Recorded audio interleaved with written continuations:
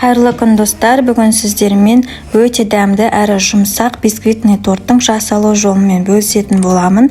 Заттарды қолжетімді, міндетті түрде жасап көріңіз. Керек заттардың барлығын дайындап алдым. 125 грамм ұн, 150 грамм қант, 25 грамм крахмал және 5 жұмыртқа қопсытқыш. 2 ыдыс қажет болады. 5 дана жұмыртқамызды ақ сарысынан ажыратып аламыз. Ақ сарысынан ажыратып жатқан кезде сарысы түсіп кетпеу қажет. Егер түсіп кеткен жағдайда бисквитіміз жақсы көтерілмей қалуы мүмкін.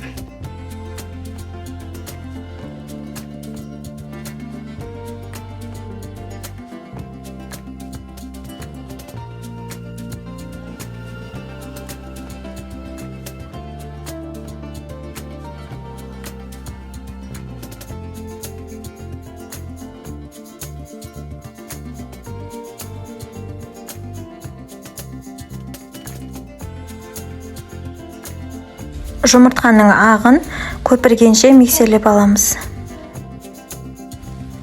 Жұмыртқаның ағы көтеріліп көпіргеннен кейін осы кезде қанттың көп бөлігін осы жұмыртқаның ағына саламыз, ал аз бөлшегін жұмыртқаның сарысына салып миксерлейтін боламыз.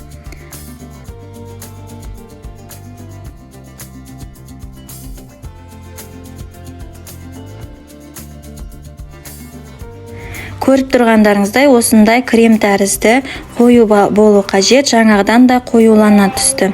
Ыдыспен аударып көрген кезде ағып кетпей, түсіп кетпей, бір қалыпты формада тұрады. Енді қанттың аз бөлшегін жұмыртқаның сарысына салдық. Енді миксерлеп аламыз.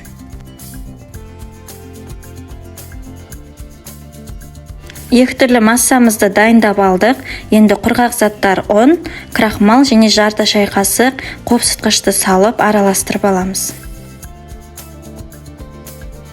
Жұмыртқаның ағына сарысын салып араластырамыз. Миксермен араластырудың қажеті жоқ. Осындай лопатканың көмегімен араластырып аламын. Егер миксермен араластыратын болсаңыз, біздің бисквитіміз көтерілмей отырып қалуы мүмкін. Бір қалыпты, бір бағытта ғана араластыру қажет.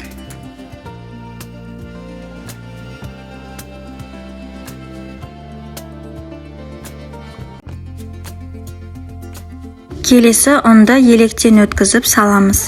Оны лопатканың көмегімен араластырамыз. Арасында түйіршіктер болмау қажет. Миксермен араластырмаймыз. Тек бір бағытта, бір қалыпты араластыру қажет.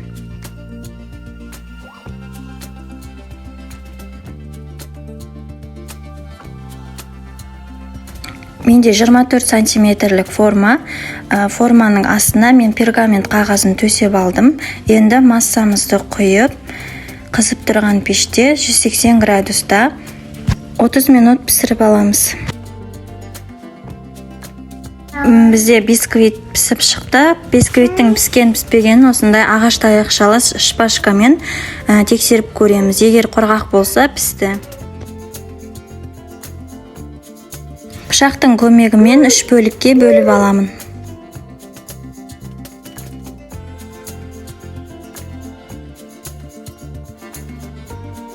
Және жіптің көмегімен торттың бөлінбеген ортасын осылай бөліп аламыз.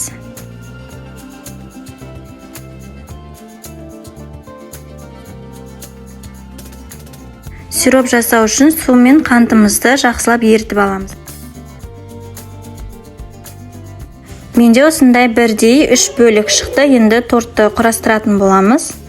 Торттың әр бөлігіне сиропымызды жағып шығамыз біркелкі етіп, және 2 ас қасықтан кремімізді салып, тортты жинайтын боламыз. Крем қайнатпалы пломбир кремін қолданып жатырмын. Бұл қайнатпалы пломбир кремінің видео рецептін мен описанияда сілтемесін қалдырып кететін боламын.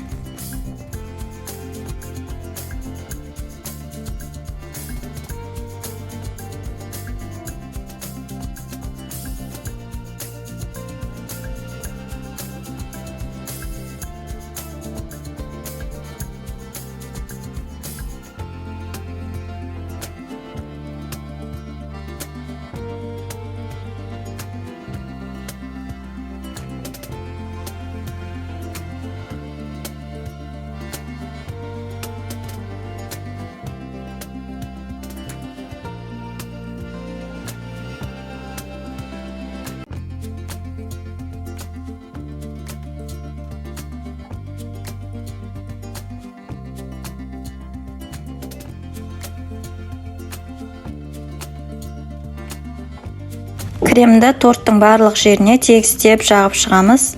Және әсемдеу үшін мен кокосовый стружка қолдандым. Және кондитерский мешоктың көмегімен 333 номерлі насадкамен торттың бетін осындай креммен әсемдеп шығамын.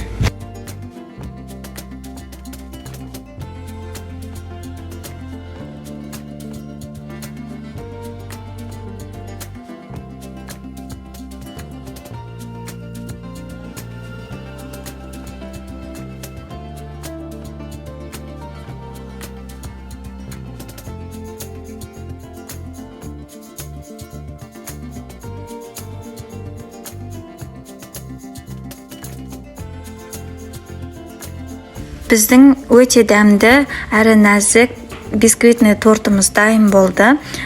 Креміміз де өте дәмді болып шықты. Дәл осы рецептпен жасап көріңіздер. Және заттары да өте қолжетімді. Рецепт ұнаса лайк басып тіркеліп кетіңіздер.